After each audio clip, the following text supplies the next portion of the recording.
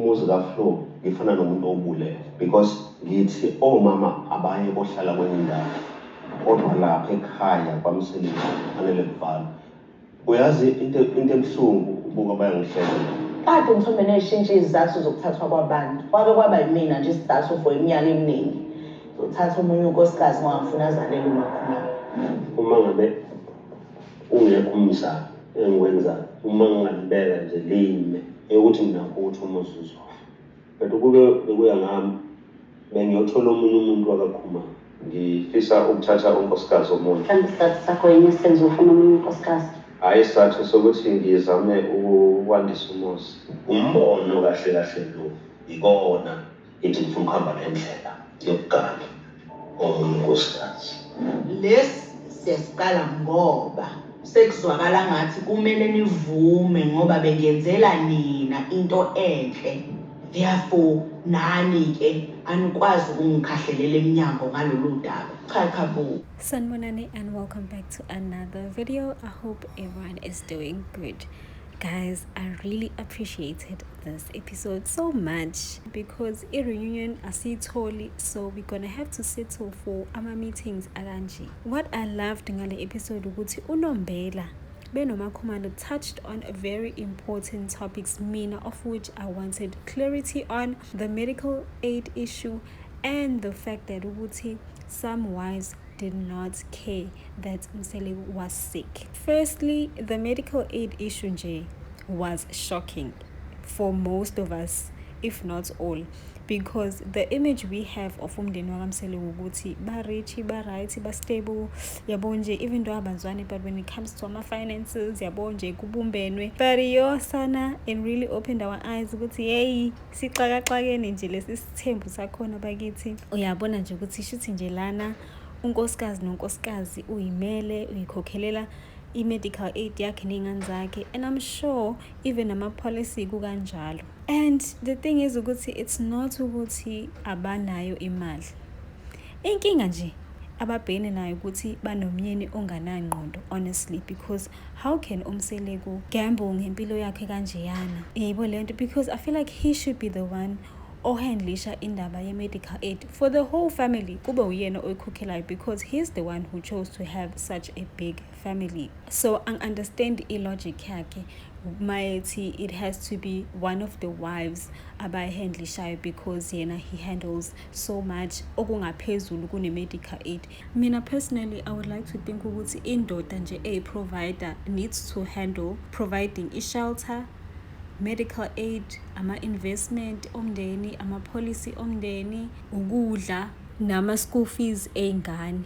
Then the rest get the wives can handle cause bayasebenza. Guys, can you imagine ukuthi ngabe kwenzeke njani if ngesikhathi ethi bahambayo bahambe ngempela kusale yena kuMacele? Bekuzowenziwa njani ngoba bebezosho ukuthi hayibo bazoyibonela ngithi uthe asihambe.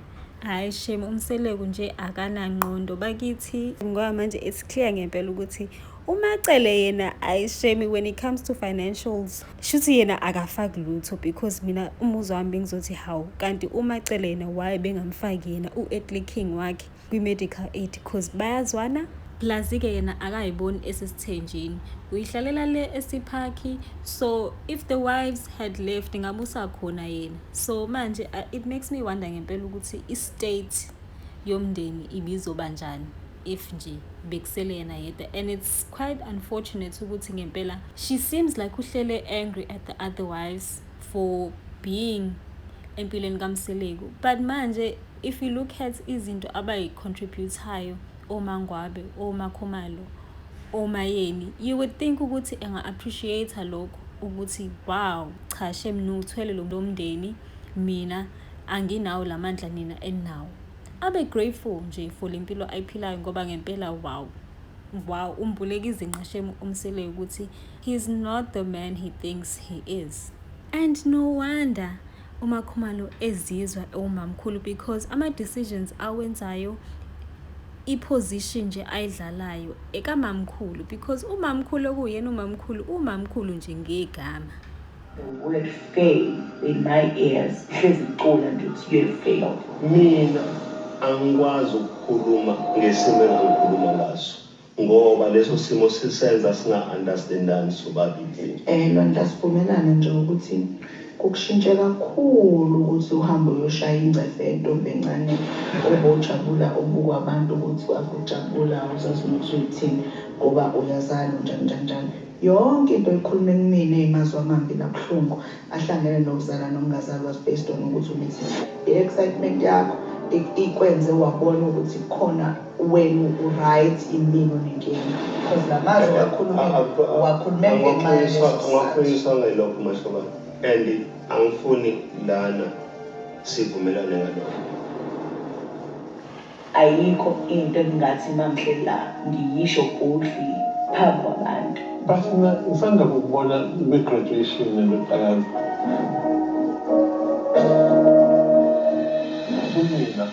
That child would never have got where she was without your presence. And I've seen turning other people's lives around. To me, there's a contribution. If the things that are you, it's meaningless.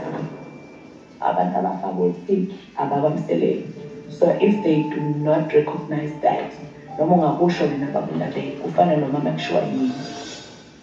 That how I've been made to feel ukuthi being a mother to Umpilo bengasho lutho nje bengenza ngoba bengikhona noma umuntu umama bengakwenza mhlambe it's not that important or special. When you would approach Mini's face would light up, speaking to the kind of relationship that you guys have, and that on its own is a meaningful contribution to the family, where a child's face lights up when you approach.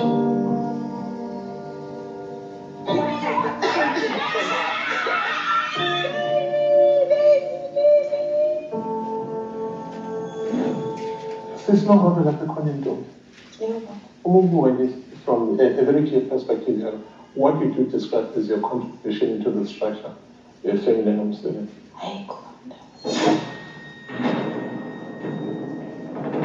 Kubuhlungu kakhulu ukuthi mina amakhosikazi ami wabona njengabantu abakhulu abacontributile.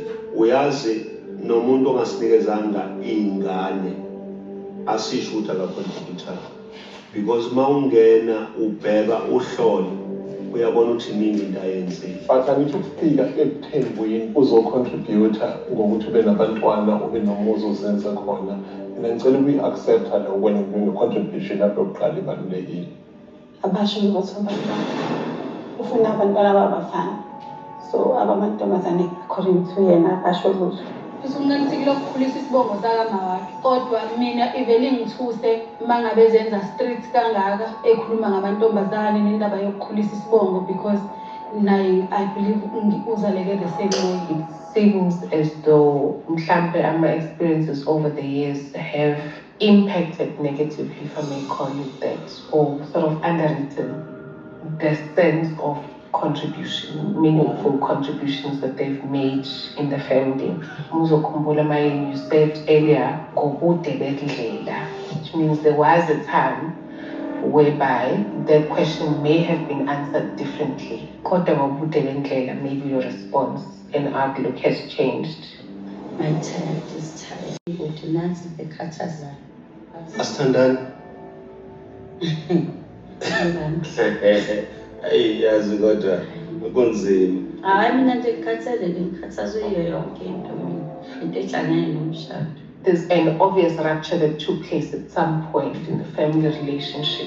Ekwakheni isithembu ziningi izinto engizenzile ezingajabulisi. That sort of makes you ladies feel, or would say, the contributions that you've made are not recognized and do not matter that much. But it doesn't mean that the contributions are not there. I validate that. I validate that very well. Mthobeni, yonke imendo, Kesha, imendo, in my experience, bakhona isikhathi la umendo uthatha i-deep khona.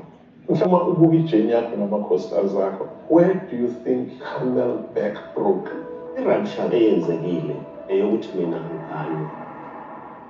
Umbono ulahleke kuphi la endleleni? Angazi umbono ngizothi ulahleke kuphi. I really feel like mina ngidayiseliwe-ke ukusho ukuthi umbono ongesiwo umlungu ngoba bengithi kusayiwona engihamba ngawo kodwa ngiyabona ukuthi kufafana lofundiswa manje umbono omusha.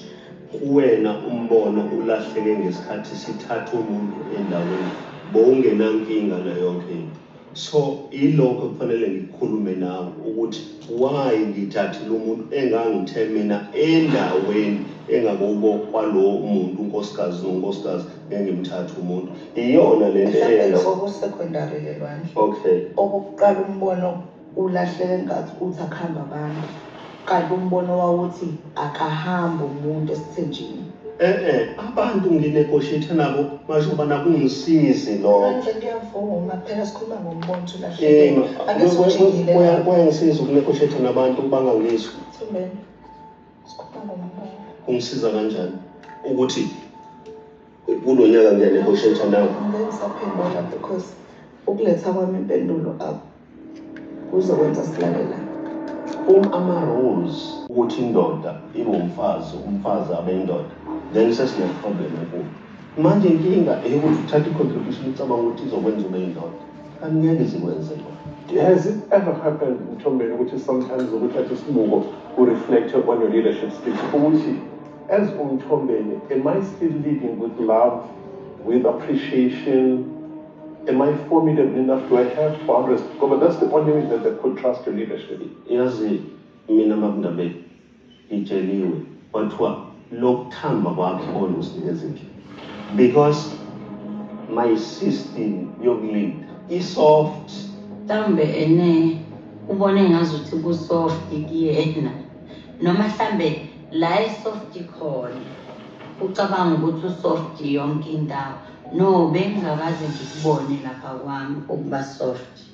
No, Mtombeni ukhohlwe igama elilodwa elithi used to. I think you couldn't just say shy Godwin. When a who backs you up, who has got your back in Mtombeni? All along bengisebenza ngeformula engayinikezwa.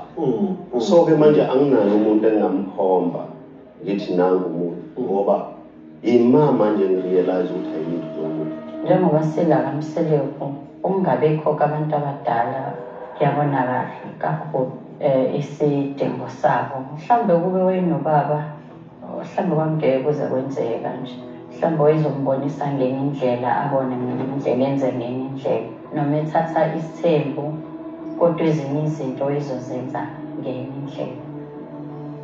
Mtombeni, no mama bangangilekelela lapho. There's been a period where you went through ukugula. Yeah. Could ukugula kwakho have been contributed by the stresses that you are carrying in managing a larger family? Ukumanage ukuthi ukhona uManseli, khona uMayeni, khona uMakhumalo, khona uMangwabo. That is a big family. It contributes. The same thing ubabakhe ayisho vele ukuthi uze angene esibhedlela ingoba thina amakhosikazi simnikeza i-pressure. Leya nje sengathi ngithi ngibona amakhosikazi akhulisa ubabakhe. Would you therefore say, was there a need for a fifth wife? Yes, what informs that? Uma ngabe kufanele omama babe nenye indawo yokuhlala. Bekufanele umuzi kaFlo ngingawubulala.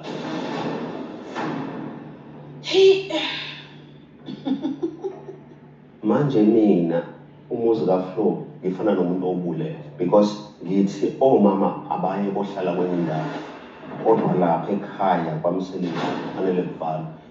Uyazi into ebuhlungu ubuka bayangihlela. Kade Mtombeni eshintshe izathu zokuthathwa kwabantu. Kwabe kwaba yimina nje isizathu for iminyaka eminingi.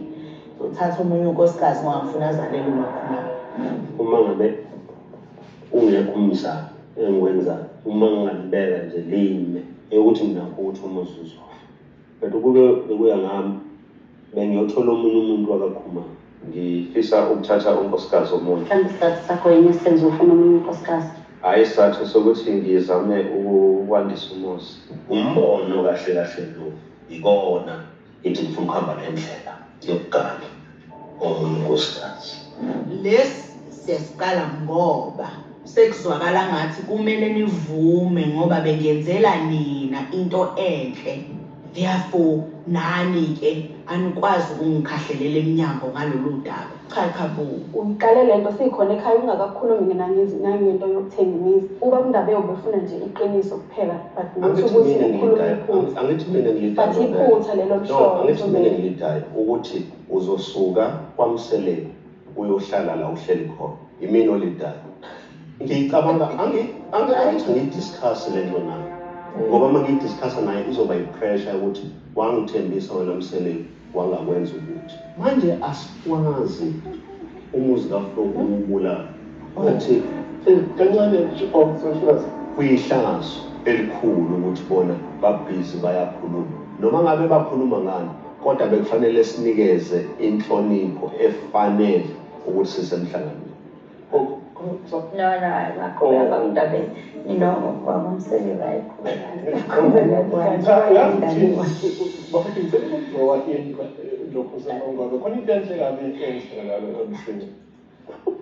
Angeke ngiyifihle guys. Mamtungwa, I'm concerned nge-wellness nange-welfare kaMthombeni. Mangwane sis, how did you feel when Mthombeni took you? Ngicabanga ukuthi wonke umuntu mhlambe nami Ngifuna nje ukubona ngaphakathi sis into wayizwa ngaphakathi. No, bakubuhlungu phela bemyeni wami lona abangengijabule. Did it put you off guard for qala mhlambe wafila? Of course, ngimenze umuntu strong. So ukumbona weak in that manner kwangithusa. Umshado wami lo engikubona noma ngabe uSithembu muhle. Uvele kube sengathi mubi ngoba unesithembu. How many people who have divorced abangekho esithenjini? Lani indoda yakho uyazoma ncele bakwazi ukungishayela umthetho ngewuhloniphe lo mthetho. Uyabona njengoba ngihleli kwakho umuntu angihleli ngoba nakho kukhona into ayenzile. In fact angikhulumele wonke amadoda asihleli ngoba kukhona into wena oyenzile. Sihleli ngoba siyazi ukuthi umuzi wethu lo. Sihleli ngoba siyazi ukuthi kunezingane zethu ezifuna ukwenziwa. Manje umuntu uvela acabanga ukuthi ngathi kukhona into ayenzile ukuze sihlale. Phela ngaba kabhunguka amadoda ayohlala le eGoli if lento engishoya yona iqiniso. Amadoda they choose ukuthi ahlala kuphi. Yabo lo muzi wakho ohleli bona nendoda yakho yenzile ichoice. Wena musu uyixosha ngokuthi ibone ngathi yenza ichoice wrong. Is the good choice eyenza ngihlale kwami. If wena ucabanga ukuthi khona into enzile ngingakushiya manje. Ngise ngibuye sengifile ungcwabe futhi. Ngabizwa esibhedlela ngahamba ke nami. Kwakubuhlungu ukugula kwakhe. Ukushintsha kwakhe ushintshe sikhona sonke nje soba ufosi sesibhedlela. Yonke into eyenzekayo yayenzeka phambi kwethu seyibhekile. Waphuma wahamba wayohlala kaMacebo. Sasimboni nakhona sonke. Until azamuve aye eMzulu and then bese yakwazi ke ukurotate kahle kuthina sonke. Kodwa uma ngabe umuntu ezofika athi wena kuthiwe ungafuni ukumsisa, one uyazi wena ukuthi bomsisa, naye uyazi kodwa ekugcineni umuntu athi mayisengcono mesezosho kanjani azokutshela lento azokutshela yona emehlweni. So nje kwangiphatha kabi nje kakhulu. Ngicela ukungena babindabeni ngingena being a person who happened to ask uMbali in a meeting ukuthi ene le yanto engangizwa ngifike esibhedlela yayimayelana nani okuwukuthi uShiba sewayethi akafuna ukukhokhela uMthombeni. Ngicela umuntu oyaziyo ayibeke kwi-context. I was told kumele kukhishwe imali and then that money is supposed to be divided by 4 ukuze yenze le mali ezokhokhwa. But uShiba was very clear akasingeni. Ngisawathi unengisi lakhe enyumba ezofaka medical aid indaba yomndeni. Namhlanje nithini kuyini uma ngabe nithi akanayo medical aid kwathiwa ayikho. It should be everyone's concern ukuthi simnakekele sonke futhi equal. Ngoba nithinte lento ye-medical aid iyangikhathaza kakhulu. Ufuna ngikusho lo. Uma ungabheka izinto engizenzile zingaphezulu kwe-medical aid. Fanele ngenzele i-medical aid. Ingazenzeli. Otherwise labo mama bazothi bangenzeleni. And uMakhumalo owazi waphoqeleka ngenxa yokuthi khona inkampani asebenza kuyona ukuthi angithathe le medical aid, ngamtshela ngathi ngicela uyi-cancel because leyo nkampani is a private company. Abantu abaku-government abaganeniwe fanele ba-demonstrate. And uShiba sengimtshelile ngathi no angivumi ukuthi kube wena ongifake kwe-medical aid, ngobe phakamisa ngimtshelile ngathi angivumi, nginezizathu zami ezenza ngingavumi. Kusho ukuthi sisele nomuntu oyedwa and akufuneki ngiyikhokhele babundabeni. What specifically me? Because awufuni ukunginakekela. No, angisho ukuthi ngifuna ungizwe kahle. Yokuthi angithi njengoba siwu4 sikunakekela sonke so4 equally. Ngonjani kufanele unakekele yedwa abanye bengakunakekeli, kodwa kwamakhosikazi wakho uba provider futhi ngayo yonke into. Nombela uzongifaka kwe-medical aid noma ngeke ungifake? Pendulana. Nombela usebenza kuhulumeni. Nombela ngiyindoda yakho ngenzeka. Ngikunikezile nje izathu. But akuzona izizathu ezivalide ukuthi uyindoda yami, uyindoda yethu. Asikho valid lezo zathu. No, azikho valid because you know ukuthi awuyona indoda yami. Okay. Akuyona i-answer nje ungayiphendula. Okay. Mhlambe unenye reasoning ekufune ngabe uba specific ukuthi Nombela bengifuna ngifake wena just because of 1 2 3. Eyokufazi kufuna ungayifaki because akumina ngedwa umfazi. Eyokuthi ngisebenza kuhulumeni shouldn't be a reason because akumina ngedwa osebenza kuhulumeni. Ngenxa yokuthi-ke lezi izathu zami azikho valid ukuthi ngingaqualifya ukwenzelwa le, then Nombela ungangenzela because I don't qualify. Thank you. Amakhosikazi ami wonke a-contribute about 25,000 including you ukuthi mina kusekwe kuhlengwe impilo yami babundabeni. Oh, that's big. Yes. So bonke, all of them. And lokho ngakuchaza and ngihlale ngikuchaza ukuthi bangweni ngihlale ngikuchaza. No, it's fine. Lokho siyabuza lokuchazayo. Angikaze ngikeze ngifuna ukufaka I said I refused. She was several times. I said I medical aid. refused. So kangeke nami ngize ngiphoqeke isimo. Asike ngenzela ukuthi nje sicacile. Umthombeni uyayikhuluma lento lemthombeni it's okay. Ufaka medical aid. Then again ngoba uShiba uyasawuthanda. So there is only the two of us. Yes. Ngikhuluma ngikwazi.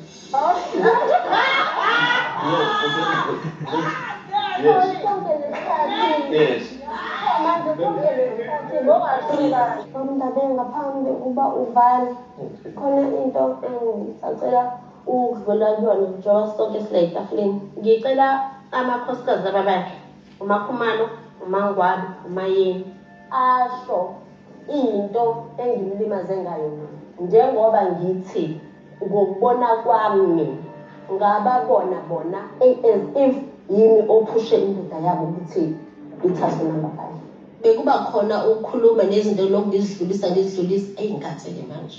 Okay. Manje ngikhathele bandla. Okay. Makudlalwa nje sigadini singasadlalela manje itshene efaka. Okay. Sidlaleni i-enamel iningi kakhulu. Okay. Sidlaleni ngayo. Mina ngizothi uyena because umthombeni ufika athi uthi ungacela mengingayenzi into yokuthatha unkosikazi kushuthi angisamhloniphi, angisamlaleli because ngangenza kuyena. Mina ngibone number 5. Base ngiyambuza ubhuti uthena akamboni yini number 4. Yabo mthombeni. Mhlawumbe umkhulu walanda intokazi wayiletha la. Hayi noma ngabe bekuthiwa ngisathatha into yithatha. Ya ngomhlonipho makhulu. La mfana ngibenze njalo. Noma mkhulu ngimdlulise endaweni enzima kakhulu. Ngomelele ukuthi ngimthathe number 5. Ulele kumele ukuthi ngiyavumela ngivuma.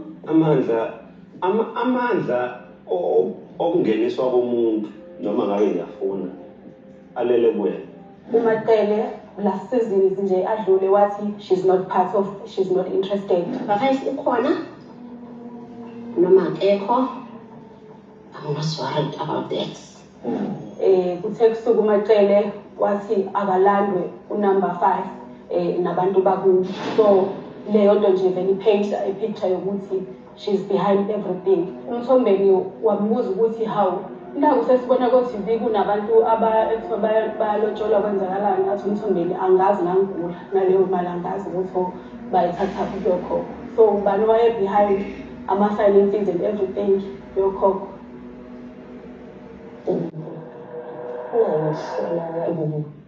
Hey, I'm so surprised.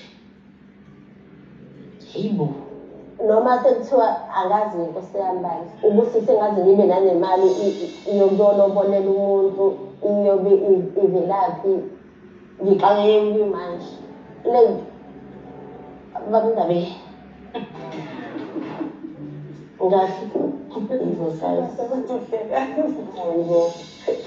sikuphi lana kwenzakalani ngididekile nje kakhulu nkosi yami ayididekile bandla ngifuna ungasho noma umuphi unkosikazi eyami ayihlangene nomunye unkosikazi Since you lied. so unkosikazi angakhuluma athi wamthatha ngoba imini ngithatha abafazi akekho unkosikazi othuma mina ukuthi akuthathe unkosikazi Angeke uzulithole iqiniso ke la vele by right because umseleko uma sebona uMatshele vele uzoyijika because uzosaba ukukhuluma phambi kwakhe. I treat you like, no, I'm glad ukuthi it's coming out clean because he made you look like you're the only one. Yes, he that's what he said.